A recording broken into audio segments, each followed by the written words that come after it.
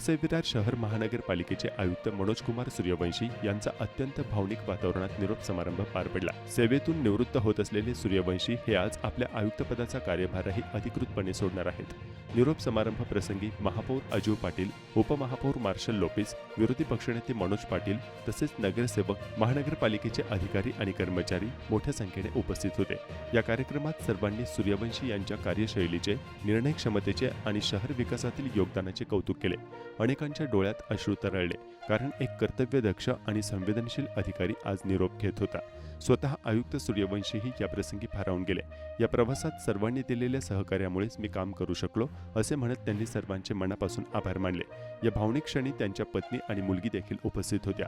कुटुंबाच्या साक्षीने झालेला हा निरोप सोहळा अनेकांच्या मनात कायम आठवण बनून राहिला। गेल्या 34 वर्षाचा प्रवास होता।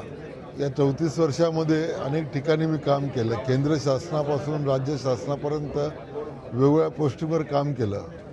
वसई विरारमध्ये मला 8 महिने जे कामाचे मिळाले, त्यामध्ये मी आतापर्यंत जो अनुभव होता त्या अनुभवाप्रमाणे वेगवेगळ्या स्कीम्स, वेगवेगळे प्रकल्प राबवण्याचा प्रयत्न केला येथील जनतेसाठी। त्यामुळे इथला जो 8 महिन्याचा पिरियड आहे, या ठिकाणी मी जे काम केलं त्या ठिकाणी मला या अल्पकाळात जे करता येणं शक्य झालं ते मी करायचा प्रयत्न केला। इथल्या जनतेने, इथल्या पत्रकारांनी, सर्वांनी मला मोठ्या प्रमाणात सहकार्य केलं।